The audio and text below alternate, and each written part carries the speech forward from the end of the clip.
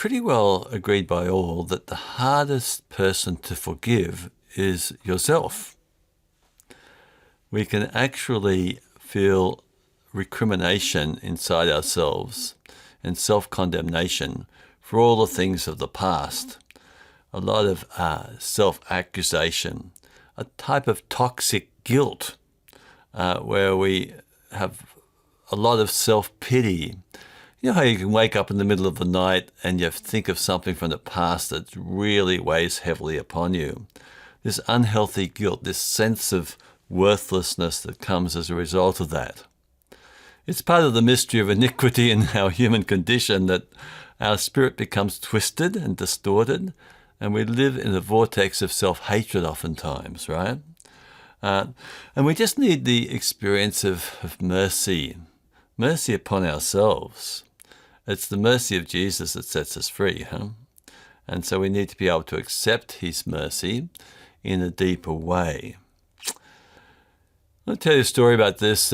Sister Anne Shields told this story at a conference in Rome many years ago, but it really struck me. It was about a priest in California who was finishing up his work on the Sunday night, and the Sunday night priests just want to go to bed or watch telly or something because they've been working hard during the day. And he got a telephone call from the hospital, which was like about 2 hours away of a drive, and the hospital told him that there was a man dying who was a Catholic and, needed a priest.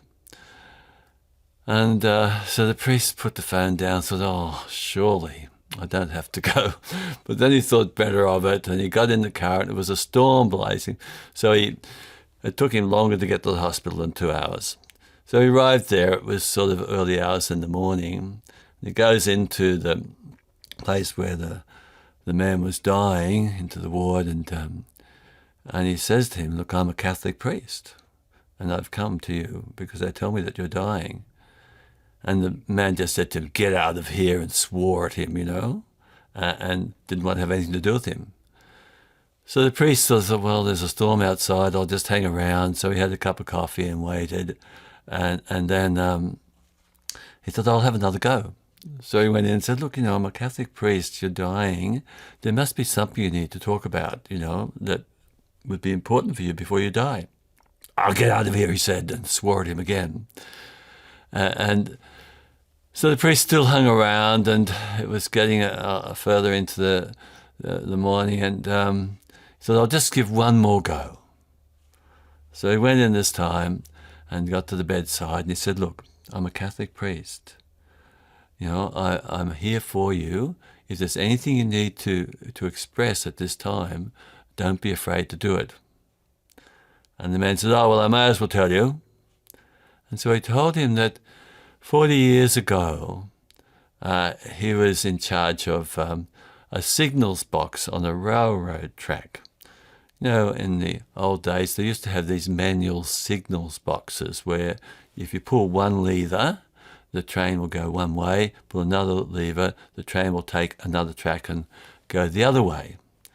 So it was Christmas time, he said, and he was drunk. He'd had too much Christmas cheer. And the train came down and he pulled the wrong lever. And the train went down the wrong track, he said. And there was a car crossing that track at that time, and it smashed into the car. And the woman and her 2 children were killed instantly. And he said, I've never forgiven myself. I've lived by myself. I've had a horrible life. I've carried the shame of that and the guilt of it. I didn't have to go to prison, thankfully, for it all, because it was just seen to be a mistake, but I knew it was because I was drunk that this happened. And he said, that's how I've lived. I hate myself, and I've had a terrible, lonely life of nothing. And the priest asked him a few more questions about the incident, details, the date and where it was and all that sort of thing. And the man told him all these things, and then the priest said to him, he said, look, I have something very important to tell you. He said, you didn't know this, but there's another child in that car. And there was a little boy, And he actually survived. And he grew up and he became a priest. And he's now speaking with you.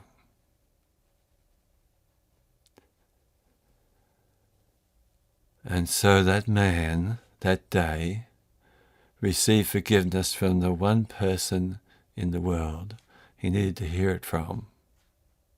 And it prepared him for his death.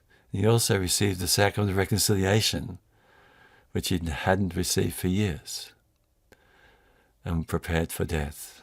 How wonderful is God in his providential care of us, Yes, we can hold things in ourselves for years, feeling guilty and the pain and the shame of the past. But the Lord wants to set us free. He has mercy upon us if we allow him to do that. It might be good to think about the difference between Peter and Judas. You remember how Peter said, "Oh, Lord, I'll go to prison, I'll die for you," and all that sort of thing. And Jesus said, "Oh, Peter, before the cock has crowed, you'll have disowned me 3 times. And Peter thought that was ridiculous, but that's exactly what happened. He did disown the Lord 3 times. But we're told that the 3rd time, when the cock crew, the eyes of Jesus met those of Peter. And what did Peter see in the eyes of Jesus? Well, he saw, the hurt, because Jesus had been hurt so badly by his friend, who promised that he'd be with him until the end. But more so, he saw the mercy in the eyes of Jesus for him. And this made all the difference, because Peter then could trust in God's mercy for him, even though he went outside and wept bitterly. On the other hand, Judas allowed himself to go into toxic guilt and shame that took him down into a pile of heap. See, Judas' sin was no worse than Peter's. But he had betrayed the Lord too. But Judas went and hung himself. He didn't trust the mercy of God. That's the greatest thing of all, isn't it? That we trust the mercy of God. Because all of us will sin in one way or another. All of us will let the Lord down. And rather than go into a vortex of guilt and shame, yes, we repent, and then we trust the mercy of the Lord who forgives us and sets us free. So another story that may help is in 1945, at the end of the war, there were these tribunals in France, because France, as you know, had been occupied by Nazi Germany, and there were many people who were like collaborators with the occupying power. And so these people were rounded up, and sort of there were tribunals that were just hastily formed, and then they were just thrown into prison. So there's a man named Jacques, and he had a good friend, Martin, and when he was drunk one night, he just sort of said, "Oh yeah, Martin was one of those collaborators," all that sort of thing. And so people took it seriously. And then the more serious it became, Jacques sort of was too afraid to sort of say he was telling lies, etc. And so Martin ended up thrown into prison for 20 years because of this artificial sort of thing. And so, of course, you can imagine how Martin felt towards Jacques, really, betrayed by his own friend. And the only one that stood by him during his prison time was his wife. And during his prison time, his wife actually died. And also he lost his son in the French Indochina War. So it was a terrible thing that happened to poor Martin. So anyway, when he finally was released about 3 years earlier than he was supposed to be, he went back to the family home, and it was all closed up. And so he found entry, and he found a letter there that had been left by his wife when she died. And in that letter, the wife told him that, she wanted him, when he came out of prison, to go to Lourdes, just like they used to in the old days before he was thrown into prison. So Martin didn't want to do that. He didn't want to go to Lourdes. But because his wife had been so good to him, he decided to do it. And So he took the train to Lourdes and went down to the grotto, and he was really feeling really bad and rotten with himself about things. And there was a young woman there, and she offered him a glass of water. And he took it and thought that was very strange. And then he wandered off, and he heard a priest talking about, forgiveness. And he said, "There's no way I'm going to forgive. That's the last thing I would do." And but then he met a priest who actually convinced him that he should go back down to the grotto, just like his wife had asked him, because he hadn't really done it, fulfilled her wish. So he did. He went back down to the grotto, and there this young woman was still there.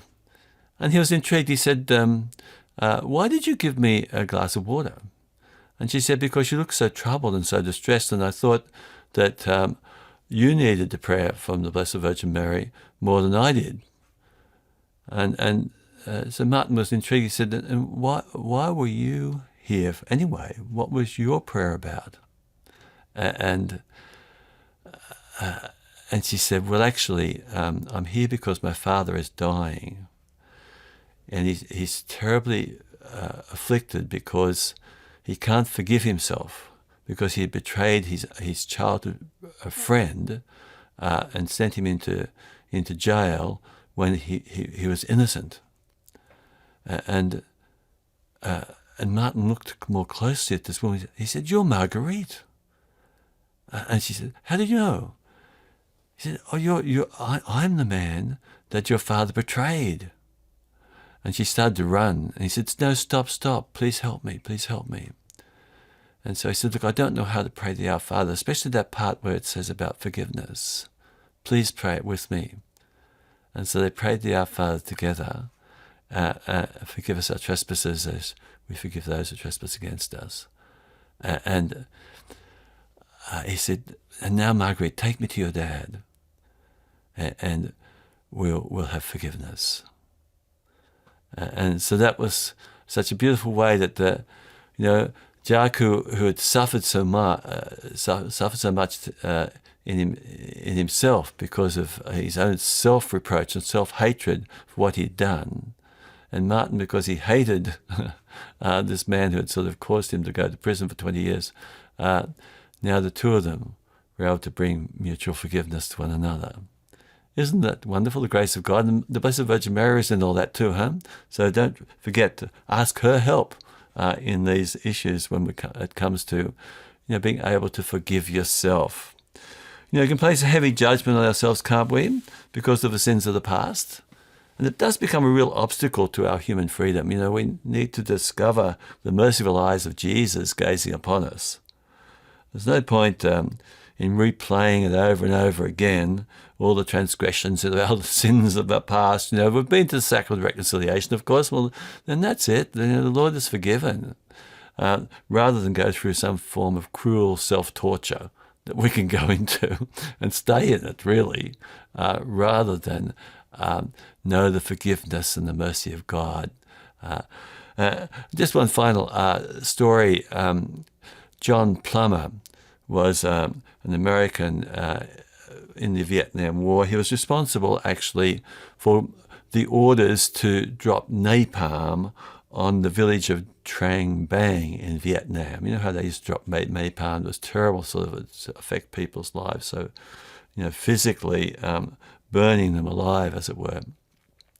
And there was the image of a young girl coming out of Trang Bang village that some of you would remember from the war years, the Vietnam War years. It was the image that stopped the war, if you like. There was this young girl with her hands up in the air, screaming, and her skin on fire, and affected by the napalm, and naked, It was an amazing image that just made everyone sort of shudder and realize the horror of this war. Anyway, John Plummer was responsible for that, you see. So at the end of the war, that image was everywhere, and he just couldn't forgive himself for what he'd done, that he was the one who had ordered that to happen. And And so he took to the grog, and he sort of had marriage broke up, and it was just terrible. But then he made up again with his wife, and actually ended up sort of as a Christian minister. He turned to the Lord and ended up becoming a pastor. In the meantime, the girl, Kim Thuk was her name, she'd been helped by the very photographer who had taken that photograph, and she'd received medical treatment. It was a very serious condition that she'd had. Her chin through the napalm had been fused to her chest, and the right arm had been fused to her body. But the Americans were able to give her the medical help that she needed. And so when she recovered, she actually ended up in Canada and got married, and she too became a Christian.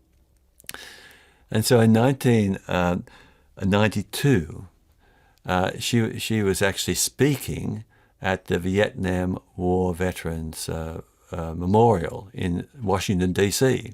She'd been invited to come and speak there. And John Plummer sort of had heard about, oh my goodness, he didn't know she was still alive. And so he really wanted to come to the event to hear her speak. And some friends came with him. And he was sort of really in a state of fear and trembling about it all, but he knew he had to be there. And so when she spoke publicly, he was just in the crowd. And she said, even if I met the man who was responsible for that napalm dropping on my village, I would forgive him.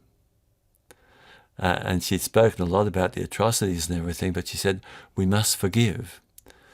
And so after the event, they were able to organize John Plummer to come around and to meet her. And what a meeting. He just simply said, I ask your forgiveness. Please forgive me. I'm sorry, I'm sorry, I'm sorry.